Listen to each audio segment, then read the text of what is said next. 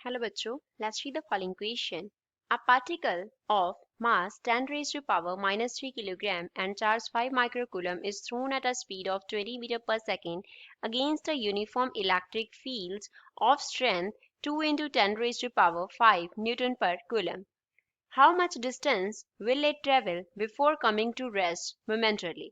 हमें क्या दिया गया है, एक पार्टिकल जिसका मास गिवन है, चार्ज गिवन है, उसको किसी स्पीड पे थ्रो किया हमने 20 मीटर पर सेकंड की स्पीड पे यूनिफॉर्म इलेक्ट्रिक फील्ड के अगेंस्ट थ्रो किया है। यूनिफॉर्म इलेक्ट्रिक फील्ड का स्ट्रेंथ हमें गिवन है। हमें बताना है कि वो कितना डिस्टेंस जो है वो ट्रेवल करेगा before coming to rest momentarily.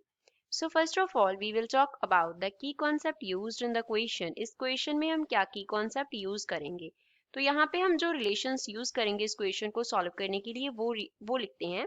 तो फर्स्ट रिलेशन जो हम यूज करेंगे that is force is equals to product of charge into electric field होता है। सेकंड रिलेशन फोर्स इक्वल होता है मास इनटू एक्सेलेरेशन के।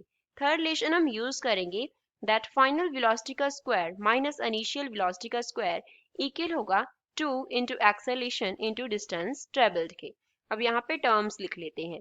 F जो है वो डिनोट कर रहा है फोर्स को, Q here denotes charge, E जो है वो डिनोट कर रहा है इलेक्ट्रिक फील्ड को, E here denotes electric field, M जो है वो डिनोट कर रहा है मास को, M here denotes mass, A here denotes acceleration of the charge, acceleration कितना है उसका, S जो है वो डिनोट करता है डिस्टेंस को कि डिस्टेंस बॉडी ने जो यहाँ पे इस केस में चार्ज है उसने कितना ट्रेवल किया, v उसका फाइनल वेलोसिटी है, u यहाँ पे डिनोट कर रहा है इनिशियल वेलोसिटी को, u here denotes initial velocity. अब इस क्वेश्चन को हम सॉल्व करते हैं। गिवन वैल्यूज को लिखेंगे तो given mass of the particle is 10 raise to power minus 3 kilogram है।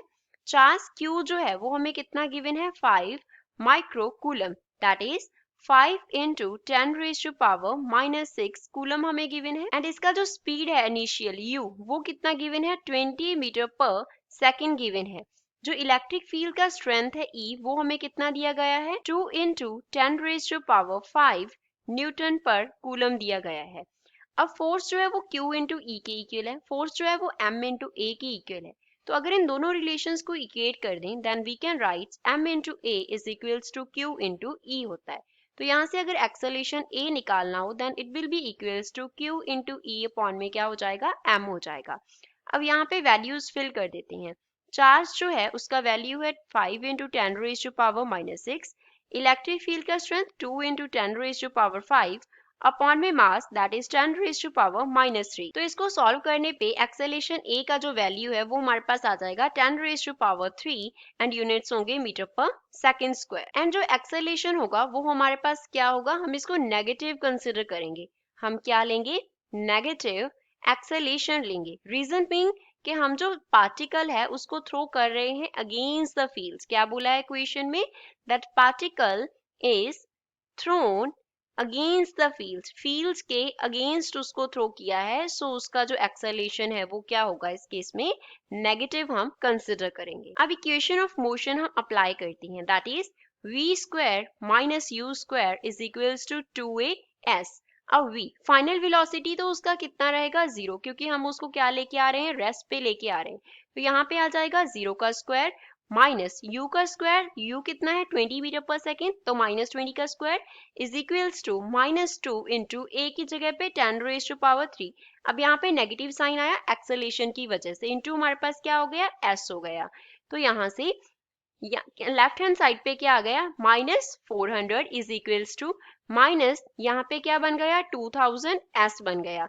तो यहाँ से अगर s निकालना हो तो वो हमारे पास क्या हो जाएगा 400 अपॉन में क्या हो गया 2000 हो गया।